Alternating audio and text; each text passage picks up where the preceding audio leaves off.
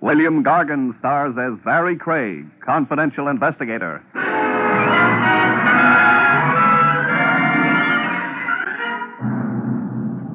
The trouble with murder as an occupation, folks, is that it doesn't last very long. In no time at all, you come to a dead end.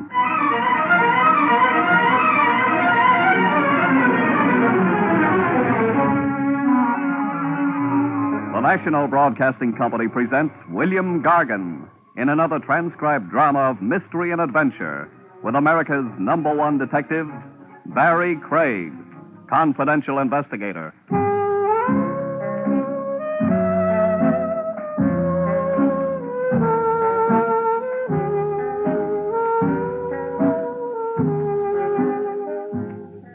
Barrie Craig speaking. An investigator's license costs only a few bucks. When you're starting in the business, you've got ambition. So you have the license put under glass and framed. You spend a couple of hours deciding on the best place to hang it. Then you find out all you've done is bought yourself a front seat for the back stairs. But you also find out an awful lot of people use the back stairs. It's open. Craig? Yeah. You alone? There are mice. They're tame, though. I wonder if you're the man I'm looking for, Craig. You'll have to figure that out by yourself. It says confidential investigator on your door. I had that put on myself. Maybe I was boasting. Small place. What's this door? Leads to the back stairs. Yes? You want to look under the desk, too? I have to be careful. How much money do you make a month? Not enough to have my clothes made by your tailor. I think that's you'll do. Thanks. This is what you'll work with. An envelope? Take a look inside. All right. Money. Count it. Uh-huh. 5,000. Yes. I want you to buy a necklace for me, Craig. For $5,000. That's right. You got any preferences in necklaces? A girl named Wendy Harper has the one I want. She lives at the Beecham Towers Hotel. Maybe she's got more than one. Oh, no. The necklace is pearl. You buy it from her, turn it over to me, and collect $500. You don't like the Beecham Towers Hotel? Oh, what's that got to do with You it? could go over there, buy the necklace yourself, and save my fee. I could also be sued for divorce. Meaning you can't afford to be seen with her. Fair enough. I'd like a receipt for the $5,000. Sure. Received from... From? You don't need that. How will I get in touch with him? I'll phone you. Okay. Your receipt. Thanks. I suggest you begin work at once. Right. Oh, one thing. Yes? Suppose she doesn't want to sell. She'll sell. You're sure the necklace is worth $5,000? Yes, I should be. I gave it to her.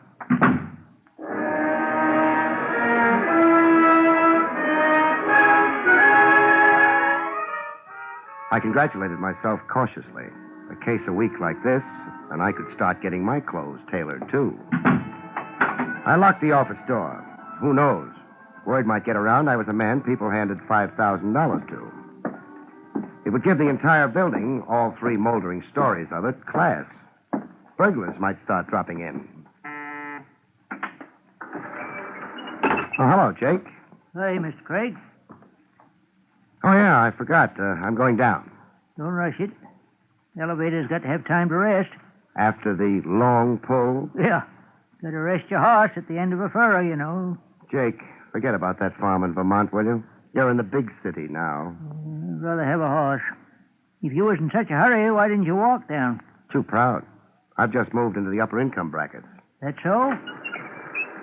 Thanks.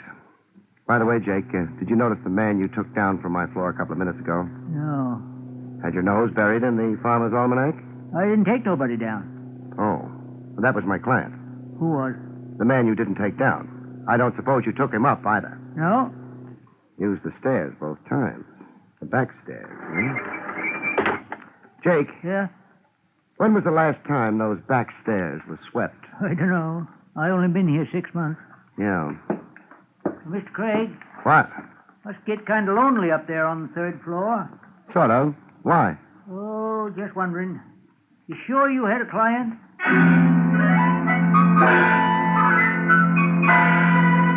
I smiled at Jake. I could feel the fat envelope in my pocket. $5,000 carries a lot of conviction.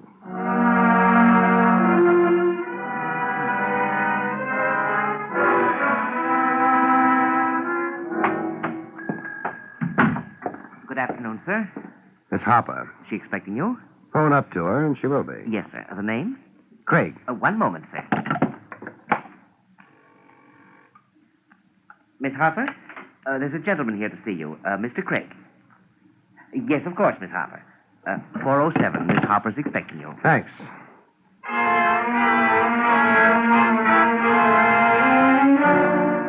The Beecham Towers was a lot nicer looking than the building on 23rd. But then I didn't use the back stairs. Miss Harper, I figured, was leaving it all up to me.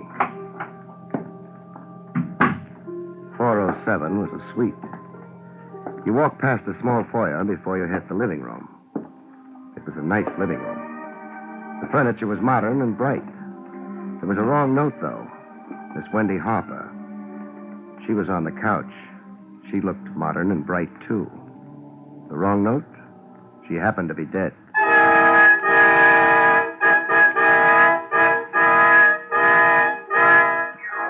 Her eyes were open. For a minute, I had the impression they were looking at me. I couldn't decide if they liked what they saw, or if they were looking over my shoulder, the way I should have looked.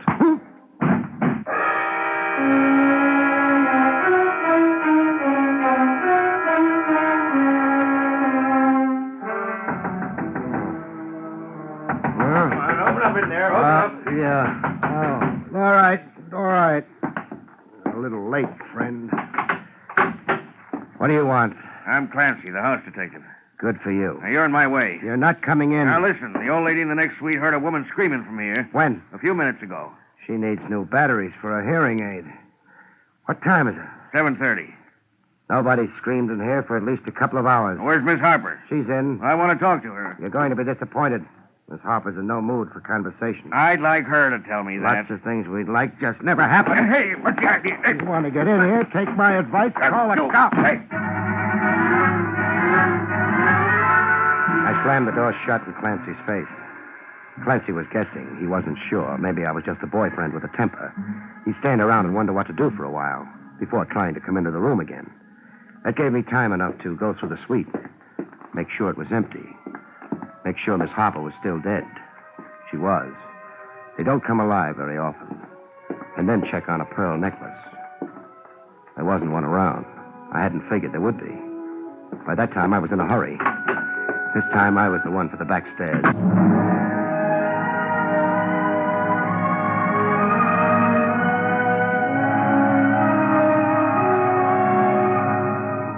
I was picking up time with every step I took. But time for what? The back door led to an alley. I had ash cans for company. A man named Nothing, whom no one had seen, for a client, and a crude frame-up for murder as a future. I had no optimism about my chances for playing tag with the homicide squad. The cops had a name for me. I had no name for the man who'd sent me to visit a dead girl. No name, no lead, nothing but a hope that whoever had set up the deal would be too impatient to wait for the morning papers. Up the street, the Marines were coming. I said goodbye to the alley before they could land, made the other side of the street, and waited. The hotel was on a quiet street. No crowds. Nobody watched the cops pour into the hotel. Nobody but me and a small man pretending he was part of a doorway down the street. The last cop went into the hotel, and the small man abandoned the doorway. He didn't know it, but he had me for company.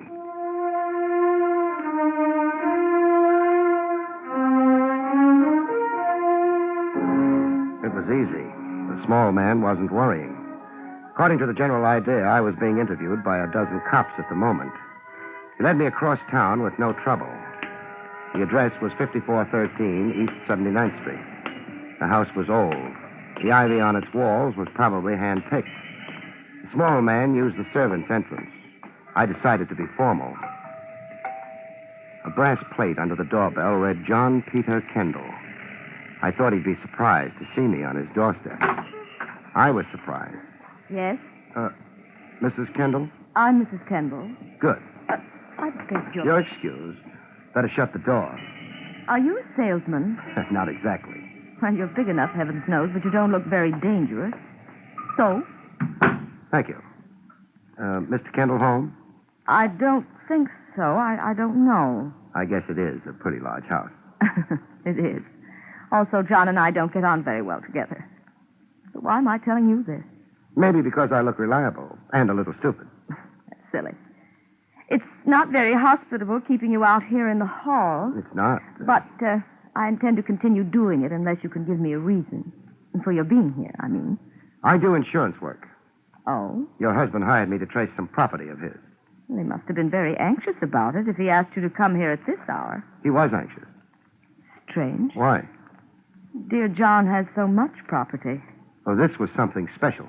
And confidential? It used to be. What does that mean? Lost any pearl necklaces recently, Mrs. Kendall? Why, yes, I did.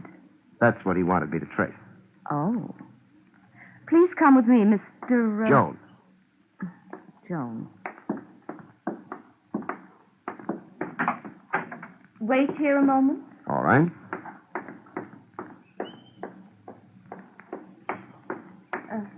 Mr. Jones, Yes? this is the necklace I lost. It looked like $5,000, too.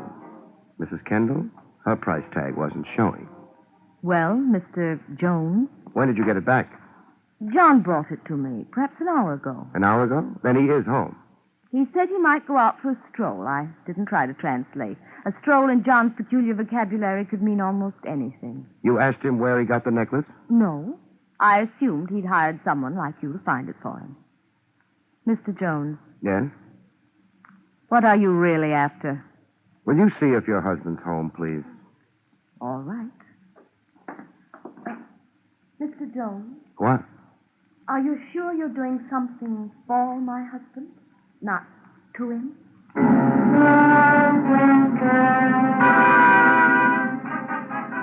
She didn't wait for an answer.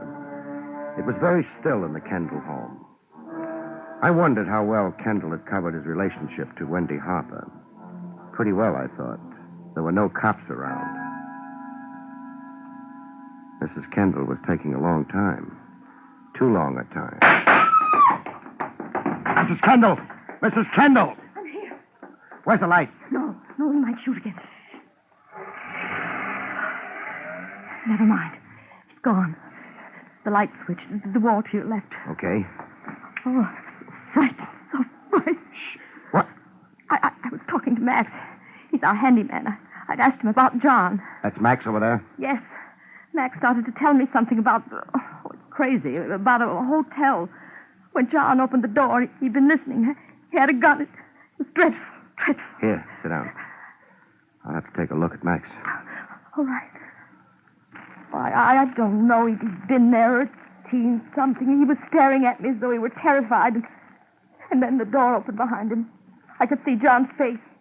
And after that, the shots came. You'll have to phone the police.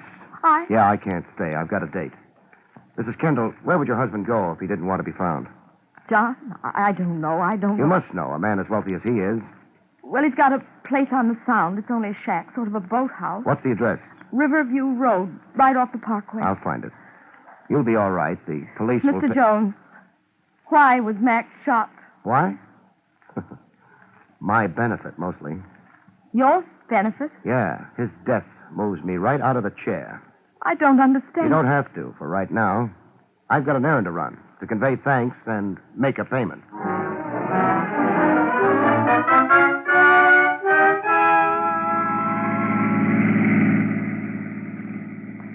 Hey, Bud. Yeah? Kind of late to be driving out to the Sound, ain't it? You mind? Nah, I don't mind. As long as you got the fare. I've got the fare. Only reason I brung it up is, not many cars going out this way this time of night. Yeah, I guess so. So the car behind us must be tailing us. Car behind. Yeah. It's been there last half an hour. It's got one headlight weaker than the other, kind of stuck in my mind. Don't worry about it. I don't want no trouble. There won't be any for you.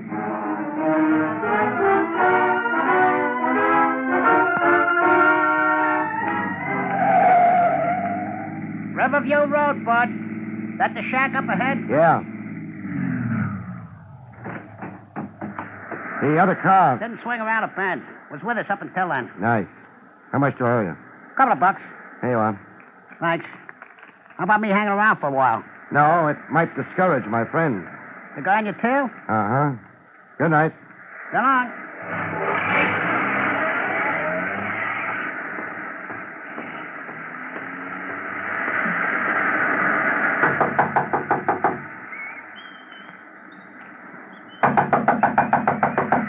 Who's that? Craig, Barrie Craig. Recognize the name, Mr. Kendall? What do you want? Hard talking through a door. Don't try anything, Craig.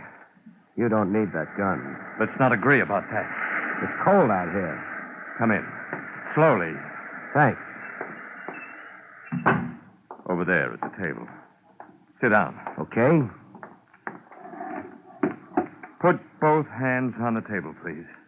Everybody knows all the angles nowadays, except maybe me.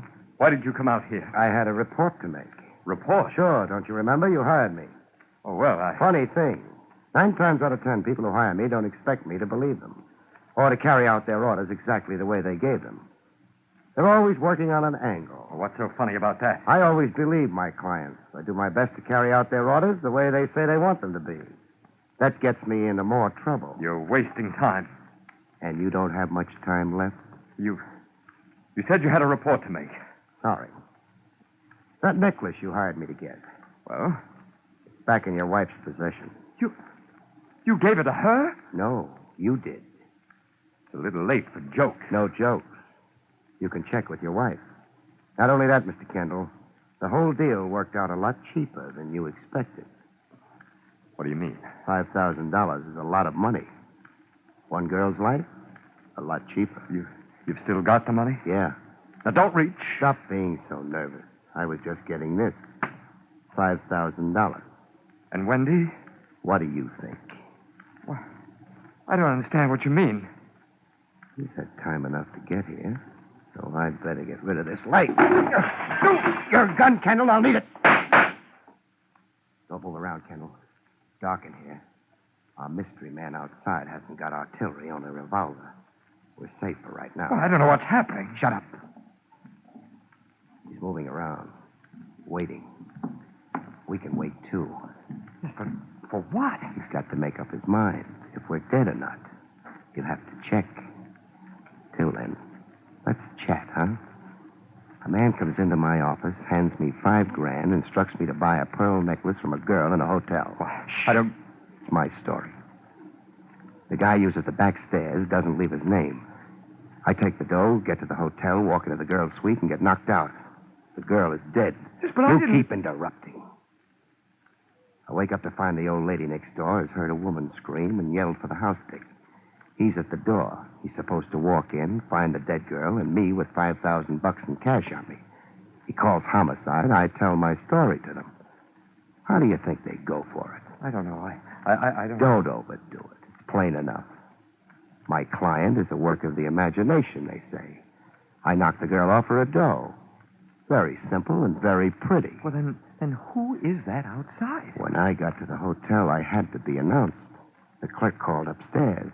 He held a conversation with Miss Harper. He told me she said it was okay to go on up. But Wendy Harper was already dead. Well, then... Shh. Junior's making his bid. Okay, drop it. What? I said drop it, Junior. You've got the moonlight behind you. No. I don't like it, but... Oh! Got a match, Kendall? Yes, I have. Let's have a light then, huh? Oh, all right. Over here. Yeah, the hotel clerk. He's registered his last guest, death.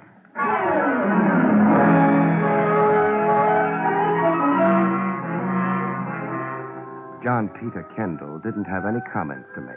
He stared at the dead clerk as though he'd never seen a corpse before. Maybe he hadn't. He was my client, wasn't he?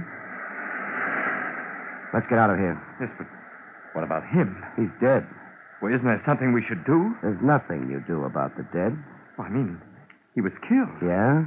Well, the police? You're in the clear on this particular death. What are you worrying about? I suppose you know better than I. Also, I've got the gun, so... All right. Yeah. The clerk's car is out here. How about yours? I came here by cab. That can be checked. I still say I came here by cab. Okay, we'll borrow the car. Hold it. That's on this road. The police. Sounds like them. Of course, they could be on their way to a ball. Would you like to stay and chat with them? No. There are too many things, and I'm confused. Where's Riverview Road lead? To the city. I mean the other way. Well, it sort of peters out about a half mile from here. No good. They take one look at the corpse and come after us. With the road a dead end only a half mile away, we'd be finished. Come on. Well, we could drive toward the city. You think they'd let us pass if they're heading here? Forget it. We'll leave the car where it is. Who planted these trees? I had them put there. Oh, good for you. You should have planted them a little more thickly, however. We get in among them. This ought to be good enough. But any search would... Find us? Sure. But maybe... Uh-oh, here they come. A squad car and a taxi. Yeah, the cab I came out in. The driver spotted the clerk tailing me. He must have hung around down the road and heard the shots, then went back to town and collected police. They've checked the car. Empty. Now for the house. In a half dozen seconds, they'll be popping out of there looking for us. Come on. Maybe we can make the cab. The driver left it out in the road proper. What good does that do? The squad car... Don't worry about that. Get into the cab and start it. All right. Me, I'm going to be nasty to a tire. Yeah. Get going.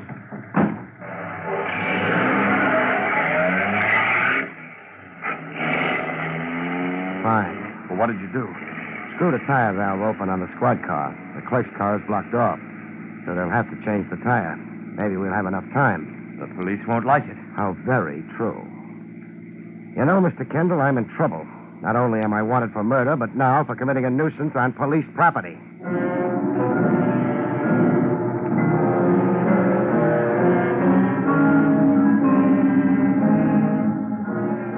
I was glad we weren't close enough to hear the cops discuss their flat tire. I think their language would have been frightful. Hey, take it easy, Mr. Kendall. We don't want a ticket, too. We're almost back in the city. Where do you want to go? Home and sleep, but not just yet. Well, then... Let's make it your home, huh? My home? The mansion you and your wife play hide and seek in, except both of you seem to be hiding rather than seeking. If you don't mind, I could do without your wit. So could I if I had any.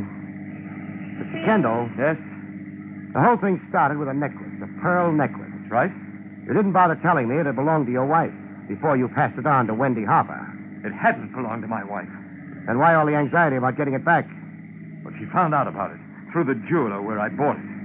I had to pretend I'd gotten it for her as a surprise. That meant you had to get it back from Wendy. It would have looked bad in the divorce case. And Wendy wouldn't part, except for $5,000? That's right. Do we have to? We do. Come on. Better not ring. Your handyman wouldn't answer. Max? He's dead, too. What? Use your key. Why, I can't take much more of this. There won't be much more. Go on.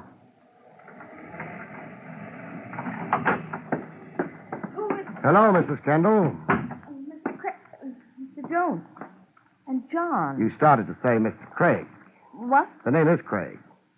Where are the cops? Oh, about Max. Yeah. Well, I haven't phoned them yet. I was ill after you left. Terribly ill. I still don't feel right. That hotel clerk doesn't feel right either. What hotel clerk? You sound like Max. The one who sent me up to Wendy Harper's room. The one who had a conversation with Wendy Harper after she was dead. This is all completely... Isn't it? John, what's happening? Why are you staring at me like that? He doesn't love you anymore. Oh, you... No. Let's keep it genteel. Kendall? Yes? Call some cops, huh? Police? Yeah. They want to take Max to the morgue. Max who led me to your wife and died for it. And even more, they'll want your wife.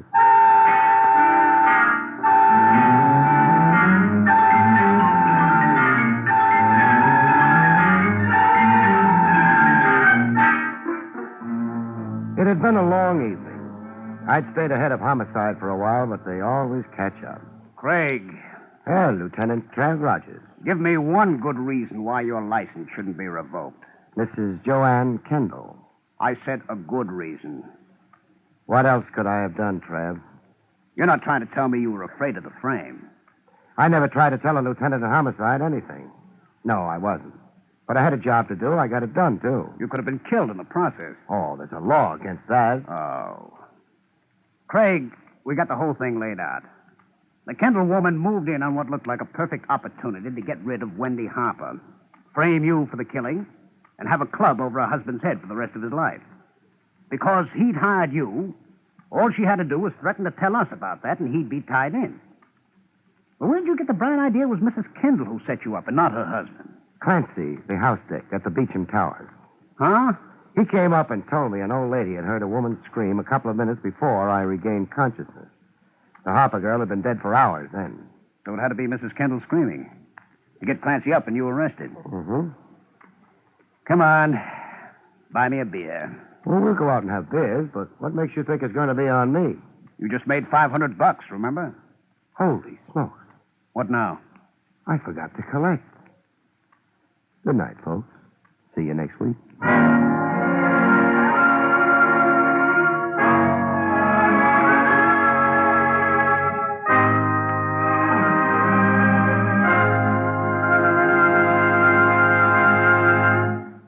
You have been listening to William Gargan in another exciting transcribed mystery drama from the adventures of Barrie Craig, confidential investigator. Tonight's story, The Case of the Naughty Necklace, was written by Lou Vittes. Next week, it's the strange story of paper bullets, about which Barrie Craig has this to say. Next week, folks, I find out that words can be bullets. When two prize-winning authors do their literary best to prove the gun is mightier than the pen. See you next week, folks.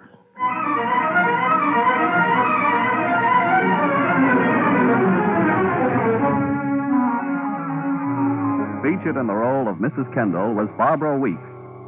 Barrie Craig, starring William Gargan, was under the direction of Hyman Brown.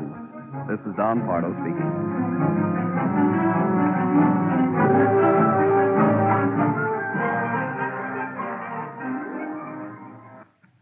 Now enjoy Meredith Wilson's Music Room on NBC.